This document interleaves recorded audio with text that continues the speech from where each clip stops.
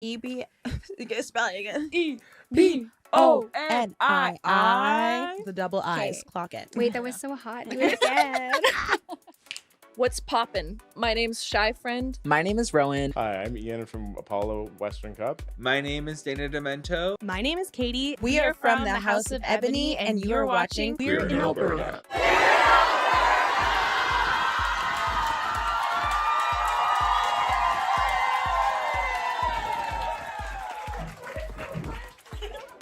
Welcome back to Queer in Alberta, the podcast where I chat with 2S LGBTQIA+ Albertans from all across the province to share their stories. If you are new here, welcome to Season 4. My name is Kels Valenzuela Delamarter. I'm your host. I use she, her pronouns, and this podcast is filmed and recorded right here on Treaty 7 territory, home of the Blackfoot Confederacy and the Otipemisiwak Métis government in the Alberta District Number 1. We are picking it up right back where we left off with the House of Ebonii, Alberta's first and only all-black drag, performance, and burlesque house based in Edmonton, Alberta. In part 1, we learned so much about ballroom culture and about how so much of what we view broadly today as queer culture actually comes from very specific and very honored contributions from QT BIPOC folks and individuals. While Lou gave such a gorgeous overview of ballroom for us, and we are so grateful that they did that on the show, I just want to reiterate that it was not comprehensive by any means. It's truly just the tip of the iceberg, which is super exciting to think about. So if that interests you, definitely go and look into those histories, go into your communities, and find out a little bit more about the contributions to queer culture as we understand it today. In addition to talking about the house in this episode and all of their fantastic achievements in such a short period of time, we go over some of Keeks and Lou's most memorable moments, some of the highlights from their time together as a group, and we also can't help but talk about some of the similarities in our experiences as racialized queer folks here on the prairies. Keeks and Lucian also open up about their own experiences as Black, queer, and trans individuals living here in Alberta, about some of the expectations that people have of something like Alberta's first all-Black drag and performance house. They really get into it, and we have such a vulnerable and open discussion about these experiences. The rest of the episode is actually dedicated to audience Q&As because you guys really showed up for the House of Ebonii. Out of all of the guests that we had on Season 4, the House of Ebonii received the most questions by far. This is part 2 with CallmeKeeks and Lucian LaPearl, joining us from the House of Ebonii and Edmonton, Alberta, to share a little bit more of the backstory of how the house came to be and to answer all of the questions that you had for them. This is part 2 of the House of Ebonii on Queer in Alberta.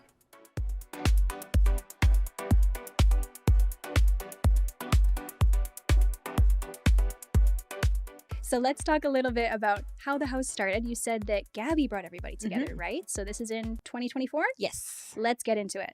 So, yeah, 2024, it was February. It is something that we've all been noticing in the drag and burlesque scene the whole time. A lot of white producers, especially during Black History Month, which we thought and knew was weird, we're trying to kind of cherry pick which Black performers they have in their shows. Because like you mentioned, you know, you get one Asian person, you're good done. for all of Asia. All You of have Asia. checked off those boxes. So there's a couple of competitions here in Edmonton that I just will say will not be named on this podcast, but there's a couple of competitions that are big in like dragland that took place.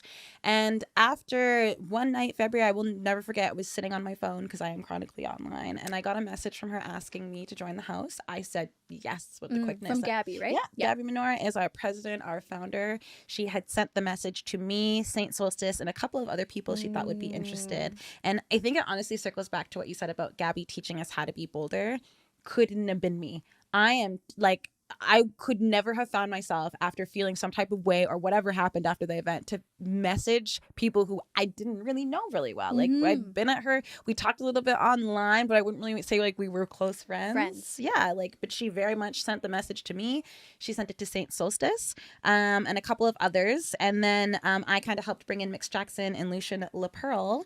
And yeah, we hung out a lot before we debuted. Not to practice, not to do anything. We But would to get just to know each other. Yeah, we would just meet because this, and I think this is a problem a lot of people have. You cannot get into a collective with people that you just morally and like Well, yeah. comprehensively. Groundbreaking. I never would have saw Right. that coming. Like, Who could have foreseen? and some people like don't think about that at first, but yeah, we all just kind of like hung out a lot, and then we just made the decision. I had said it in one of our first hangouts. I said, let's do our best because we will. And I've done this dance. We will have a lot of people trying to turn us into some corporate capitalistic nonprofit machine. And I said, let's keep it fun. Let's continue to have fun and like hang out. And like, of course, performing is the main goal, obviously, but it's not the only goal, nor is it the most important goal. It's kind of developed that we're all making sure that we're okay and like feeling confident in ourselves, in our personal lives, but also in our performance lives. Yeah. And then, yeah, we had our debut. I think it was like early March of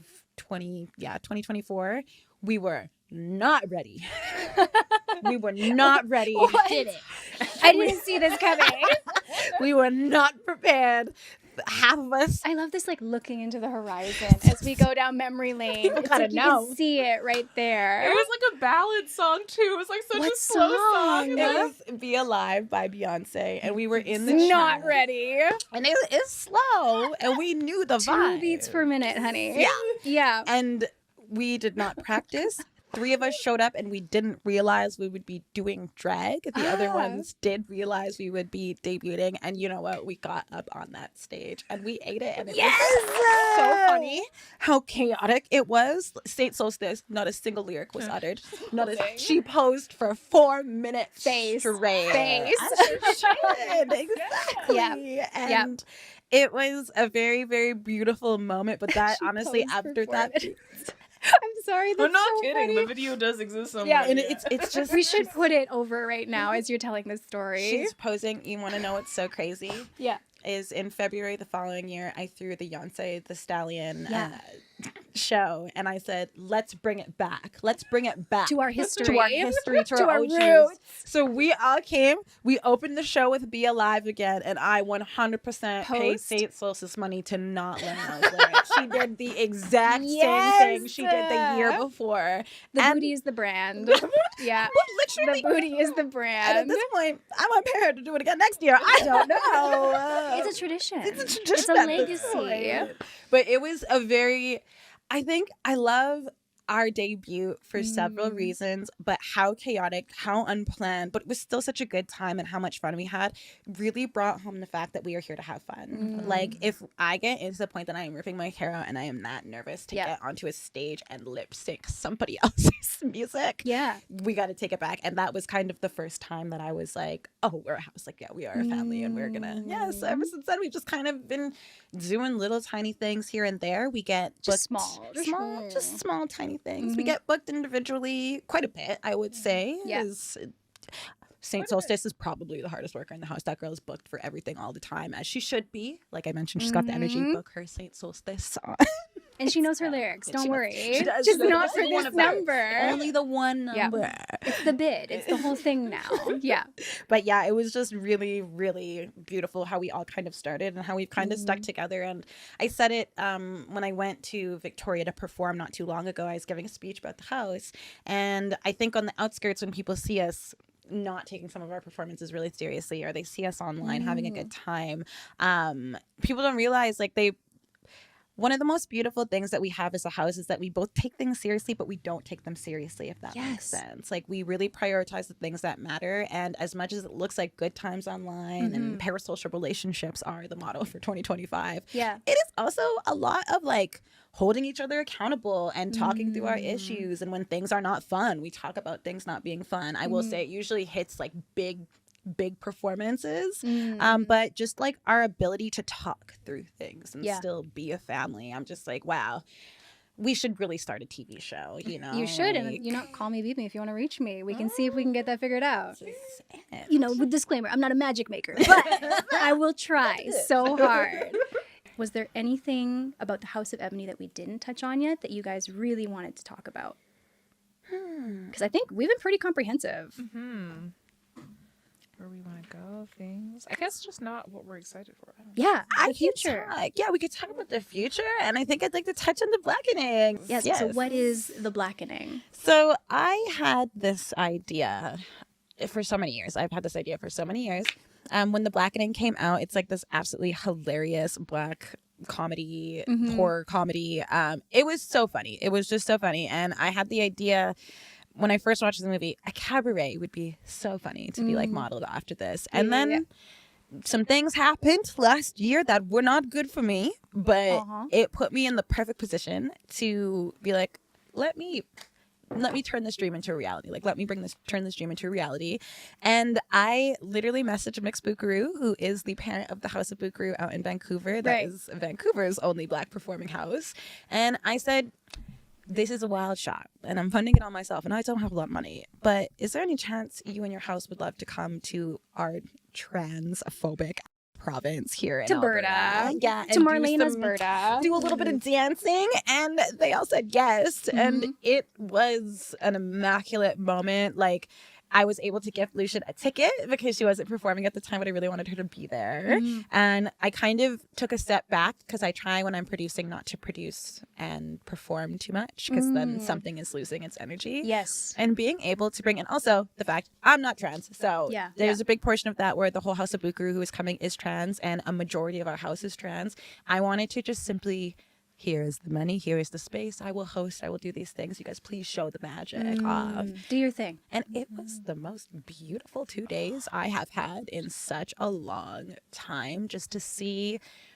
I find Vancouver has a very like theatrical, dramatic type of drag that we don't have here in Edmonton. They came, they would do a Hercules. It was just group number galore. It was absolutely immaculate. Yeah, they were the Hercules muses. Like, it was, and they were practicing in my basement, and like I just like look up to all of them so much, and like I just had a moment that I was like, my family is all at home getting ready for the show and they are in my basement practicing. Like, this is actually surreal that this is kind of happening. And those 2 days, just watching so many Black, beautiful, queer performers from all over Canada make magic in this tiny town. We do get skipped. We do get skipped for a lot of the cool stuff that happens. Was just groundbreaking. Like, it was a very proud moment for me as like the auntie of the House of Ebonii. But along with that, I think that show really helped us set us up on our future. Like, we got to travel to Vancouver as a house for Mix Buckaroo's birthday. So you really just got to see and like witness, like, I don't know, that community allyship and just like, I am in Alberta. I am Black. I am queer. I see you. Yeah. I see you over there in Vancouver doing what you guys are doing, being also Black, queer, and trans. Like, we see each other in a way that's so beautiful. And I hope more people get to experience this, honestly. That's kind of the biggest portion. And then for the future of the house, I don't know. I don't think that any of us really know. Lethbridge.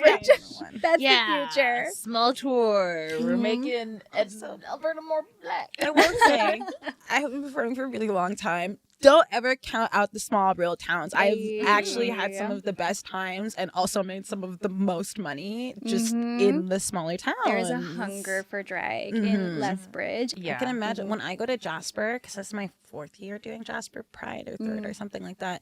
I've never had, it is like honestly the best weekend of my life. I get to be invited to go there because like, even if I've done a ton of driving and we're doing bingo in like the town tiny bar, people are there, they're ready to tip, and they are just so excited that we are there. Like, we had a moment, we were doing Jasper Pride as a house, and they had us in the Jasper Lodge golf course, really fancy, rich people stuff. And we're like standing there for a moment. I'm watching, Stoll just got done performing. I'm watching a bunch of little tiny white queers bow to her on the ground. It was like on their knees. And what do I do? And she's just like that. Do it again. And she did tell them that, and they did. And I've never met this diva, but I know. You're gonna love her. But I like literally had the moment watching that happen. There are 5 queer / trans Black individuals at this golf course. I was like performing, getting paid to be here, being adorned. I went on to Google. I was like, why do I feel like when this place was first built, Black people weren't allowed to be in here? And correct. I was correct. You get that spidey sense on the back of the throat. I smell it. This place smells like old money. There's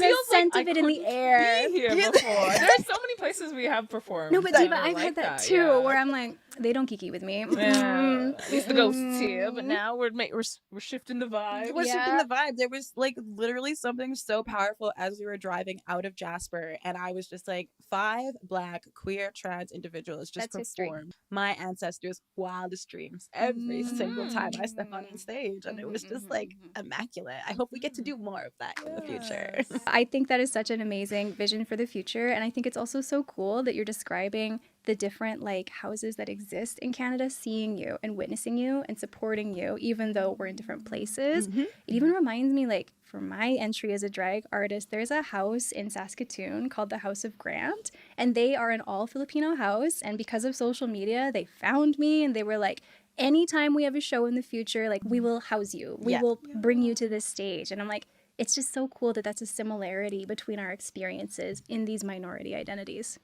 Drag comes and goes, but culture is forever. It's and blood. That was when I was in Victoria. One of the things that Virgo Nation Sparkles Plenty said, your house, like the House of Ebonii, is very set up similar to ours, and that's why we've been together for 10 years, is because we've been managed to keep out the noise when it gets really, really loud and support like us. And I think that is really, really beautiful that you get to just be Filipino and make connections with other queer performers. Yeah.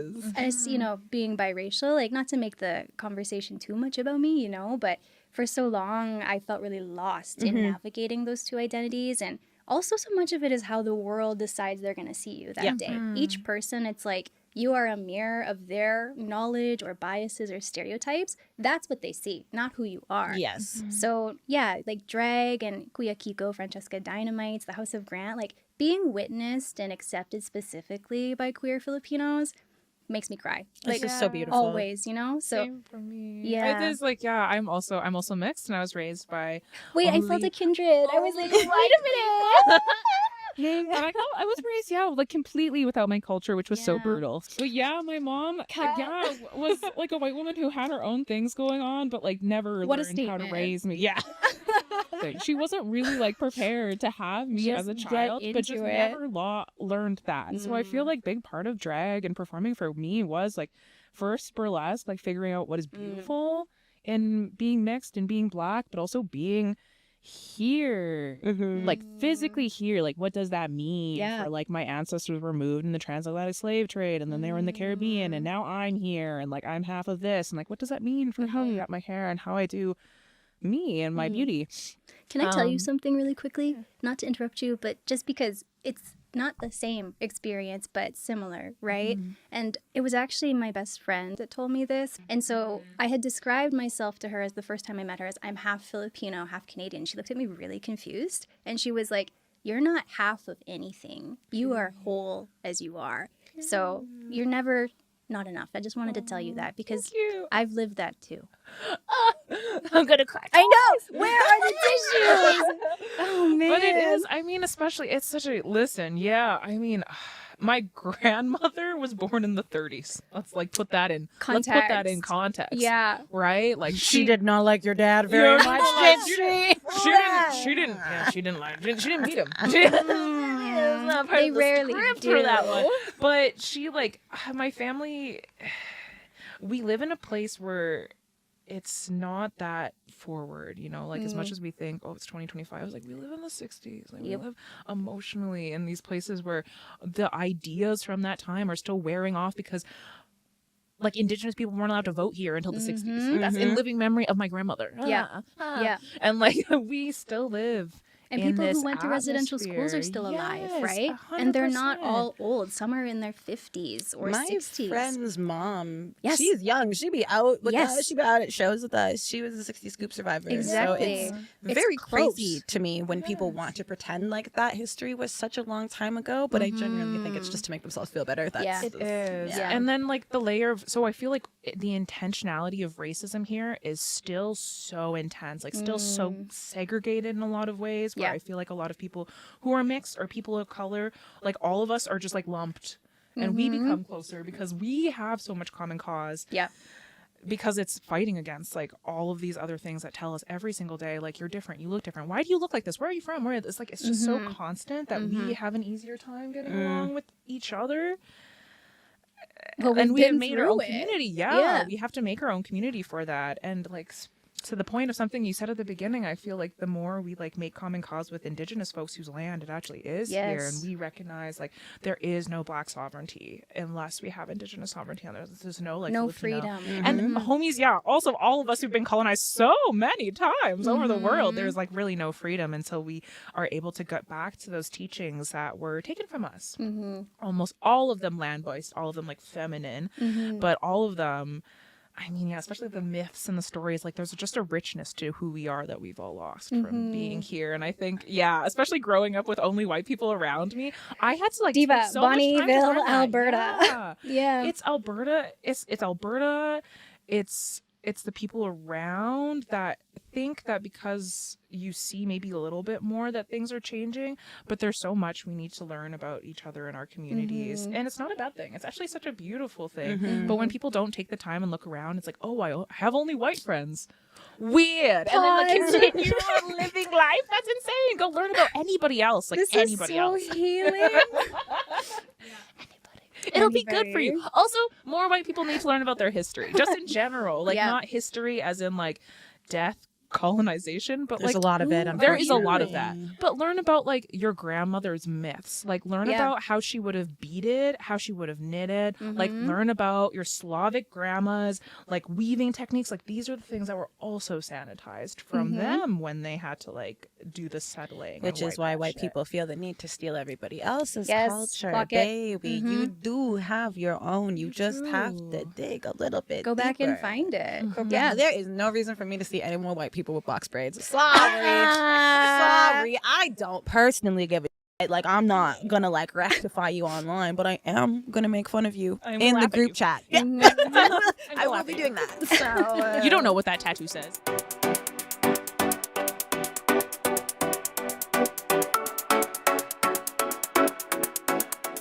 Are we good if I wrap with a few of those audience questions? Yes. Because people were excited. I got a couple good ones and they're sweet. So the first one is for both of you.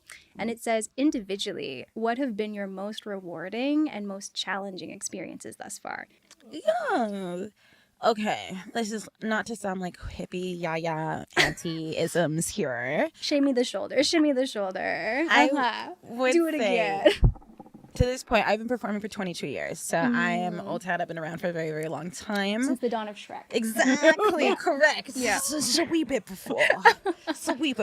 One of the most challenging but proudest things for me as a performer, just as an individual, being the auntie at the House of Ebonii. It sounds so like cliche and like silly, but there is a level of imposter syndrome that comes when you've just been doing this the longest in the house and trying to like navigate different relationships and friendships, but also the good and the happy parts. And like when we finish a show, like whether it's one we're throwing or one that like we got invited to perform in a house, there is just a feeling of like me driving home that I'm like, wow, we are the greatest things to press this province in such a long time. And I'm just like so proud of it. But then it's hard because of that imposter syndrome and the pressure. I say it quite often. There is a like when there is 5 Black people having fun, the world around you is like, I don't know about that. I don't really like that. So there is just a lot of eyes. There's a lot of pressure. There's a lot of people, I feel, rooting on us to fail, rooting on us to do really, really well. So I would say like, like being the auntie of the house, as well as having a lot of very challenging, I don't do well with group projects. That's why I'm so amazed that this is going so well for us. I've had such negative experiences in like groups or collectives. Usually it ends with homophobia or racism, right? So being able to like envision that, like, I don't know, basically PTSD I have from my old performance groups and re-envision it in a safe space with the 5 of us has been very challenging, but very, very beautiful. And it's literally helped me reimagine myself and my performer life here in Edmonton, just as a whole, having like 4 other people who just like get it. Yes. And because Lucian works night shift, I know like she gonna be awake at 1 o'clock in the morning. But so wholesome, yes. Oh, that's a highs and lows. Damn, that was good. I feel like I don't want to fully. I feel like, I mean, I've been performing for 8 years now, and being in the house is something I am so proud of also. It isn't until, and I've had this advice from other performers, it's easier to get booked also as a collective versus an individual. Yeah. So I think there was, like, it's advantageous for us to be a group, but I was in school for most of the time I was performing too, and obviously doing all the things I listed also, so it's too many things. Too much. I was doing too much, and it wasn't until I like being in the house and slowing things down. It's slowing things down, but then like being in the house, and I've also taken breaks in the midst of this like year. So I took a break last year for like 6 months. Because Edmonton had gotten so much in 2024, first Black House and ball. Wow, what? But taking breaks, I do think, I'm so proud to be in the house. I feel like the more I think about it, the more just like there's so much potential. Like we're the first and only all Black house. That's wild. And it's also really beautiful. Lucian, like we started the house. Lucian took a break and then was welcomed back into the house. Like no problems because we're a community. It's not bigger a club. than that. Exactly. It's bigger than that. I was still in the chat, which I was happy to be. Oh yeah. When she had like called me, Leaving I was you on like, red. you were gonna hate it. I'm envisioning her finally turning her Instagram back on, and that chat was probably 3,000 like messages. What do you even sift through at that point? Some days I'll just come back and there's like 90. I'll come back. I can't. It's me. It's like you it's got a me and siesta Gabby. from it. You need a moment. The two of us can't be off work at the same time. Is the thing. We're planning things. I guess that is. I feel like that's just something I am so proud of. I don't know if there's a time something. What was the second part of the question? Something I'm not. Let's see. It was most rewarding and most challenging experience thus far. Yeah, challenging was probably putting on the ball. It was like good. A labor of love, of everything. Of forming things, of getting the words, of getting the grants, of prepping before. The imposter syndrome of like, it was kind of... Because I knew some people in the ballroom scene, but I still did not know enough to be like, I wasn't in the scene. So throwing a ball, and when you're not in the scene, contentious thing, right? Because they want to make sure that you're honoring ballroom. It has its own legacy. Like we don't like what's beautiful about ballroom is you can pass that queer legacy, that queer name, like the LaBeija name still lives and it's a queer woman's name and that's still there. It lives on. It has more energy and you can have that family legacy with a name, and queer people don't normally get that. So I love that about ballroom. It's almost like oral tradition for Indigenous communities, and like not to make a false equivalency, but that's what it makes me think of. Like queer histories and specifically racialized Black and trans histories have not been documented and preserved to near the degree of white cis histories. But here are our communities creating spaces where they live on. That's incredible. And again, that first ever ball is going to be referenced for the rest of time. It's on the pressure. Yeah. So I was just like, I was so happy to make it happen, but I was just like, oh my God, should I do this? Oh my God, am I the right person to do this? Oh my God. Like, but I did get really like, shout out to Maldita Siriano and Father Twisted in Toronto, Posh in Vancouver, Katria in Vancouver. Like a lot of people were making. I also know that I got to give myself props for having the forethought to like make sure that I'm we did spend like, about 20 minutes saying that.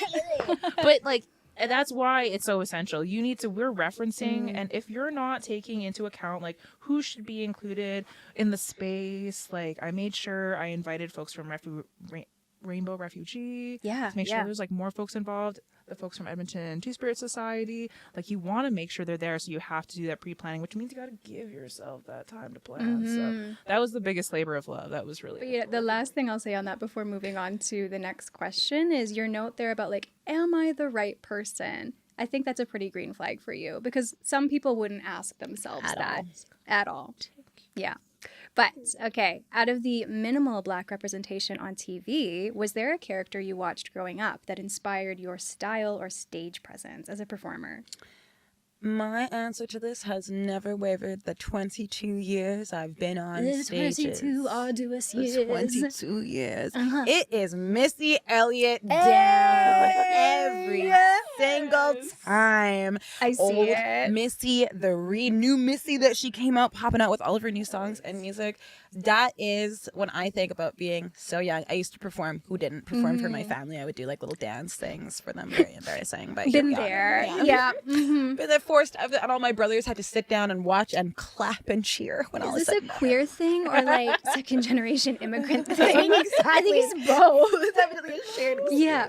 But I will never forget being the smallest girl. My mom bought me the Missy Elliott CD, one of her first ones that came out. Seeing her on TV in the early 2000s, the time of the early 2000s, everything was lawless on TV. If you were not a thin white woman looking for love, Brutal. you did not get to see yourself. So being able to see Missy Elliott, just her music videos, her productions, her rapping, just everything shaped me into the woman that I am, and I reference it still to this day. I love her.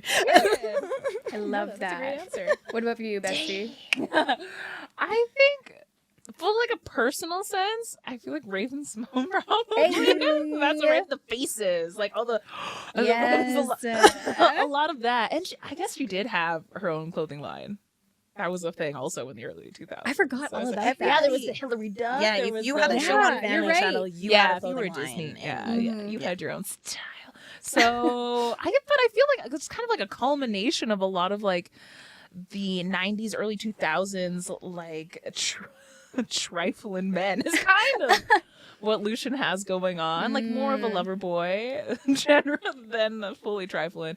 But yeah, no, I Not to can't. interrupt you, Lucian, to me, and like Lou and R.I.P. Luna. You, now that you just mentioned Raven Simone and like the show, you're like a conglomeration of all of her characters. Because you know, all she did was dress up and do like all she was a man. The more final times in that show. evolution. Pulling that from Eddie Murphy too. She did like a similar shtick as Eddie Murphy. It's like always dressing up for different. You were always every character, and I do love that. No, that's so funny. The comedy is good. You're not wrong. I am. I did pull so much from her because I didn't have a lot of. There wasn't a lot of options. Yeah. That was a good question. There you go. I also I liked Chris Brown, but R.I.P. Chris Rip. Brown. Uh-huh. Oh, sadness. Bye. And we glossed over that. Yeah, Da, da, I blocked him da. from the work music chat, like music, the Spotify account, because like I can't even hear this. Come on, Nope. I don't want none of this. Nope, I nope, don't I nope. don't even know who that is. I don't even know who he was. Never heard of him. Never But you heard had of good him. looks, and you were cute once. So anyways, Once. Yeah, God now. So So leave yeah. it to a man to ruin everything. Self. Period. And that's the interview. It's done. No, I'm kidding. There's one last question, and it's a bit bigger, so feel free to take a moment to think about it here. But it says, besides being able to afford booking out-of-town folks, how can white hosts make their space inclusive and welcoming to Black, Indigenous, POC audience members and encourage future artists? The person that submitted this is also a racialized performer, I think. Oh, okay. Yeah. That does help. Yeah. That is. I know. That's why I was like, let me just... Slide that in yeah. there. Mm-hmm. You go first? I could try. Yeah. What a transition from Chris Brown to... Yeah. Wait a minute. Listen. Yeah. Oh, okay. Can you say it again? Of course. Besides being able to afford booking out-of-town folks, how can white hosts make their space inclusive and welcoming to Black, Indigenous, and POC audience members and encourage future artists? So it's twofold. Yeah, twofold. I feel like, I guess at times where I've been hosting shows, I produced the show early in my performing in 2019. It was when Watuwasan, the solidarity rallies were happening a lot, Yes. and like the blockades were, I mean, I'm pretty sure they're still actively happening. Double check. We'll double check No, that. check that. Oh my God. But yeah, oil, gas, people trying to push in Indigenous people's lands. A classic story, I guess. But I was trying to think like actively, like what can I do? Like what's within my, like I'm in school, I don't have money. Like what is within the power I can do to support the people in my life and in my world? So I put on a show. I produced a show. It was all Indigenous femme, two-spirit cast. I didn't pay myself, obviously, because that would be unethical to pay myself from this. But I produced it for free, and I made sure I could make space for Indigenous folks. And in the producing of that, I started going to ceremony after that, which was lovely, but I didn't know about protocol, and I had performers like message and reach out and be like, hey, maybe you should like offer a protocol for that. And I took that note and I was like, okay. And then I offered protocol to other performers, and then made sure I had it in a space where there wasn't alcohol. So I think like it's a portion of realizing what you don't know, reaching out to people before, and then asking those people to be there. So I was worried about enough Indigenous people being there, so I reached out to Edmonton Two-Spirit Society. Yeah. Right? Like, those organizations exist. You should utilize them. Even for the ball, I reached out to Rainbow Refugee and Edmonton Two-Spirit Society to make sure they were there too. So it's really thinking of like who is supposed to be a part of the conversation, who's not a part of the conversation, and who could be more so, and like figuring out where that is. But yeah, there's no good formula to make sure that spaces can be more welcoming, because some things are just like not appropriate for some spaces. Yeah, not a one size fits all. Like every Do not ever invite me personally, this individual Black girl. Do not ever invite me to participate in a Taylor Swift anything. Thank you very much. That's me. That is how you can be more welcoming to me. Don't invite me to perform, and do not invite me to attend. Thank you. This is your boundary, and it's so valid. That is actually, I mean, yeah, considering what kind of music is being played, considering when I was the only Black one in most of like the burlesque shows I was in for a long time, I was aware of the songs I was very picking. aware. I was very aware that I was the only one who's going to pick an R&B song out of everybody who was there. That's me shimmying with Bruno Mars. Yeah. So you're very aware. Like, I don't want to be Bruno Mars, drag kings. That's true. They like this though. Yeah. That is our Filipino habibi. I have been asked this question so many times in the last 6 years. Yeah. That I have become so, not dissociated, I won't say that much, but I will say my general rules of thumb, I mentioned it earlier. One, when you start casting, producing, whether you are the producer and the host, whatever it is that you're doing, and your regular friend groups outside of drag, burlesque, and performing are all white, you've already got a problem. You've already got a huge problem, because your blinders are on that of course you're not going to think about diversifying your cast. You haven't even diversified your own personal life. So of course we're not going to be even, and it's not even about Black and brown artists being top of your list when you're creating your cast. It's that a lot of people don't think about us at all, like whatsoever throughout that. So that is a really good starting point. And I've gotten to the space now that I think it would be very beneficial if people want to be seen as somebody that is a safe producer, somebody that I'm not going to ask a lot of questions to. I trust you. Honestly, it gets to the point where some people, even racialized producers, you need to pay somebody to help you. You need to find a mentor to help you who has history and experience in that. And triple digit no other points if you can make them, if that individual can also be Indigenous, because like you mentioned, a lot of the teachings that they're already doing, like they transition into performance and safety and being paid properly. Very big shout out to Cherry Cheeks out in Victoria, BC. She is a seasoned burlesque performer, and she also runs 2 festivals out there. One of them is completely for all BIPOC racialized individuals. And she actually was donated, so she has a 6-week program about producing, and she has helped me so much. She's always there when I have questions, but she had received a ticket that was donated to the 6-week class. And I learned more as a Black queer woman in Alberta. I learned more in that class, and things that as a pretty okay producer, I think I am, I learned more from her in those 6 weeks that I ever could on my own. I ever could, honestly, learning from a white dude. I believe you, like, without question. It came, and you know what was really funny is it was like, so it was a small class, and the first thing that she asked us, the very first question she asked us, what does decolonization mean to you? Damn. I was like, here we go. Like, this is week 1 second into this lesson, and we are talking about this to make things uncomfortable. There's a lot of white people in class, but they were there to learn and like be better. And I get to that point sometimes where I find a lot of collectives, individuals, companies who want to work more, like they have really good intentions. Intent doesn't always match impact sometimes. And it is really important that you do find and locate DEI instructors who you can pay money to. You can ask them any of the questions. You take their 6-week courses, any of those things, because that is not you burdening who knows what's going on in mine or your lives at any point in time. You know, like that's not burdening me with a question out of the blue or anything like that. Or if I do have a really close and strong relationship to you, that's perfectly fine. But I find we are so past 2020 that at this point in time, if you've come and you're seeing organizations who haven't hit those notes, they're not doing it, you got to go back to the drawing board. And I'm not talking about hiring some consultant company for thousands of dollars. No.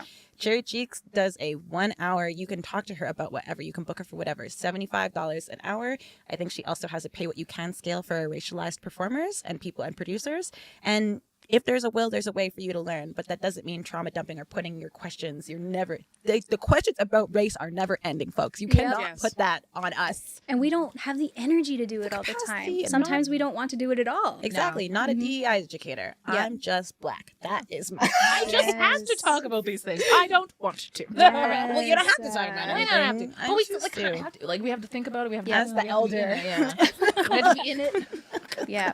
No. But that is kind of the best where I've gotten to this point is because if I spend my time, even if I give you 3 hours of my time educating you, a lot of white producers will take that knowledge and be like, wow, I listened to her, that's enough. And then we've then they're met done. the threshold, which is not true. And It's then the next constant. show is again all white bodied or all thin bodied. And I said it in my last time I was presenting about the Ebony effect. It's thin, all white, cis gendered casts are very out in 2025. Like, we have to do better. We must do better. And unfortunately, if you don't want to do better, a lot of people are going to notice. So. And it's okay that, like, honestly, if you want to produce shows like that, then just don't have the lip service of, like, diversity, inclusion. Just do your own thing. Be honest about it. Exactly. Be honest about it. And then, like, if you get enough hate for it, just stop producing. You don't have to. You don't have to. It's Like, if you simple, don't know just enough stop. people to ask, if you don't know enough brown people to ask That is so two real. brown people to be in a show, I don't know if you're prepared to produce. That's just And I think that's the mic drop of Yeah. this episode. maybe. Yeah. Lovingly. Lovingly. Do other things. I'm here to encourage you. Miss Frizzle in the house. Let's give a shout out again. It was Cherry Cheeks in Yes. Victoria. So if you heard that and you thought this sounds amazing and exactly what I've been looking for to improve my business, my practice, my shows, book with these individuals. Take a class. Take a class. Take a class. But besties, we did it. That was the end of your audience questions and your adventure on Queer in Alberta. I've had the best time with you on the show, and I'm honestly like, we should just either start a podcast together or have you come back, because I feel like we just touched the tip of the iceberg of all of the things we could talk about. This has been so fun. Thank you for having us. Yeah, It's definitely worth the wait. I think we just needed 3 seasons to marinate. That's what it was. Yeah, let it cook. I mean, we wouldn't have like half of these things to tell you. Well, my loves, I have one last question for you. If you could please look into your camera and say, we are the House of Ebony, or if you prefer, from the House of Ebony, and you're watching Queer in Alberta. We are from the House of Ebony, and you're watching Queer in Alberta. Hey, you did it! That was very Family Channel. It was. Do the little. Yeah. Yippee. Close and done. Thank you so much. Yay! You made it. It's a wrap. We That's did a it. wrap. We did it.